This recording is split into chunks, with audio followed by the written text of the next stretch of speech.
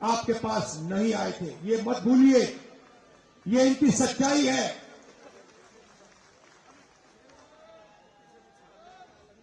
जब आपको जरूरत थी, कांग्रेस पार्टी के लोग आए थे, मैं आया था, केजरीवाल जी नहीं आए थे। और जहां भी, मैं बता रहा हूं आपको, आप देख लीजिए, जहां भी किसी भी हिंदुस्तानी पर आक्रमण होता है, चाहे वो मुसलमान हो,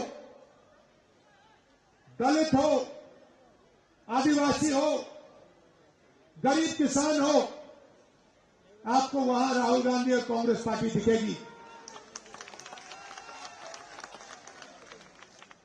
और आप देख लीजिए, पिछले 10 साल की बात है, 15 साल की बात है, देख लीजिए, जहां भी आक्रमण होता है, जहां भी लोगों को डराया जाता है, हम वहां जाकर खड़े हो जाते हैं। हमारी विचारधारा की लड़ाई है, हमारी कॉन्स्टिट्यूशन की लड़ाई है, संविधान की लड़ाई है। और देश में दो विचारधाराएं हैं, एक आरएसएस की विचारधारा और दूसरी कांग्रेस पार्टी की विचारधारा। एक विचारधारा जो संविधान को खत्म करना चाहती है, जनता को बांटने का काम करती है, नफरत फैलाने का काम करती है, और दूसरी विचारधारा जो इसकी रक्षा करती है, नफरत को मिटाती है। हमारे जो सबसे बड़े नेता थे महात्मा गांधी जी, आज उनकी हत्या की गई थी। हत्या क्यों की गई?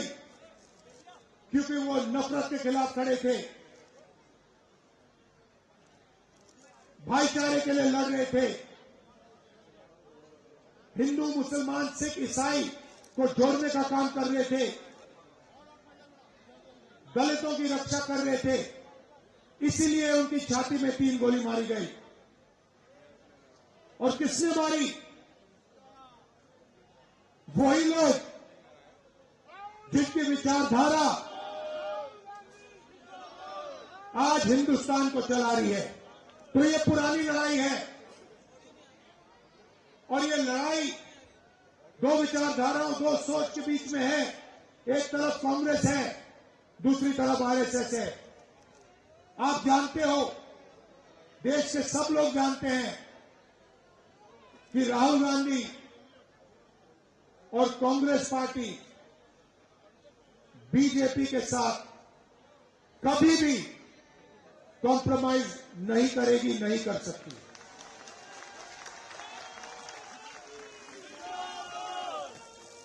और आप देखिए, मेरा इंटरोगेशन हुआ, 55 घंटे, 32 केस लगा रखे हैं। मैं नहीं डरता उनसे, मुझे कोई नहीं फर्क पड़ता। मैं कहीं नहीं भागा था, मैं दौड़ के नहीं निकला। मैंने कहा भैया गिरफ्तार करना, पकड़ो मुझे, ले जाओ अंदर। मैं नहीं डरता तुम लोगों से। मेरा घर उठा के छीन लिया, मेरा घर उठा के छीन लिया। सरकारी घर जो था, मेरा घर छीन लिया। मैंने उनको चाबी दी और मैंने उन्हें कहा मुझे तुम्हारा घर नहीं चाहिए, ले उठा के ले, मुझे नहीं चाहिए। उसके बाद ये सच्चाई है, हम कॉम्प्रोमाइज नहीं कर सकते। मैं आपको बता रहा हूं, हम मर जाएंगे मगर कॉम्प्रोमाइज नहीं कर सकते हम इन लोगों से। क्योंकि हमारा जो हिंदुस्तान है वो नफरत का हिंदुस्तान हो ही नहीं सकता। हमारा हिंदुस्तान मोहब्बत का हिंदुस्तान है, संविधान का हिंदुस्तान है, भाईचारे का हिंदुस्तान है। वैसा हिंदुस्तान हमें चाहिए, वैसे हिंदुस्तान के लिए हम लड़ते हैं, वैसे हिंदुस्तान के लिए हम मरने को तैयार हैं। और हम आपसे यहां झूठे वायदे करने नहीं आए हैं। वो केजरीवाल जी 5 साल पहले यमुना जी का पानी पीने की बात कर रहे थे। आज किसी ने मुझे बताया कि प्रेस कॉन्फ्रेंस कर रहे हैं यमुना के पानी की बोतलों के साथ। खोखलापन है, एक के बाद एक झूठ बोलते हैं। जैसे मोदी जी झूठ बोलते हैं वैसे केजरीवाल जी झूठ बोलते हैं, कोई फर्क नहीं है। शायद एक ही बात है, शायद केजरीवाल जी मोदी जी से भी ज्यादा चालाक है।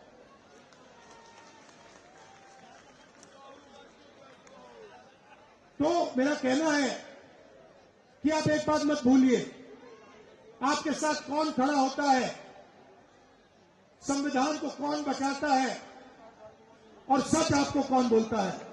मेरा आप भाषण देख लीजिए, पिछले 20 साल के भाषण देख लीजिए।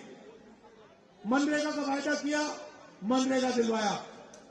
भोजन का अधिकार वायदा किया, दिलवाया। कर्जा माफी वायदा किया, दिलवाई। कर्नाटक में मुफ्त में महिलाओं को बस में जाने का वायदा किया, करा। कर्नाटक तेलंगाना में हमने कहा कि महिलाओं के बैंक अकाउंट में हम सीधा पैसा डालेंगे, हमने डाला। छत्तीसगढ़ में कहा किसानों को हम सही दाम धान के लिए दिलवाएंगे, दिलवाया। हम झूठे वायदे नहीं करना चाहते, हम नहीं कर सकते, क्योंकि हमारा आपके साथ दूसरे तरीके का रिश्ता है, मोहब्बत का रिश्ता है, इज्जत का रिश्ता है। ये मैं आपसे कहना चाहता था। यहां देवेंद्र जी को आप चुनाव जिताइए, भारी बहुमत से जिताइए। और याद रखिए, शीला जी ने जो काम किया था, कांग्रेस पार्टी ने जो काम किया, इंदिरा गांधी जी ने जो काम किया, ये जो आपको कॉलोनी दिलवाई, ये केजरीवाल जी ने, बीजेपी ने नहीं दिलवाई, ये कांग्रेस पार्टी ने दिलवाई थी। क्योंकि हम गरीबों की रक्षा करते हैं, हम गरीबों के लिए काम करते हैं, दलितों के लिए, पिछड़ों के लिए, माइनॉरिटीज के लिए, आदिवासियों के लिए, किसानों के लिए, मजदूरों के लिए हम काम करते हैं। अरबपतियों के लिए हम नहीं काम करते। दिल से आपका धन्यवाद करता हूं, आप आए, आपने इतने प्यार से मेरी बात सुनी। देवेंद्र जी को जिताइए, कांग्रेस पार्टी को जिताइए और फिर से दिल्ली में प्रगति लाइए। धन्यवाद।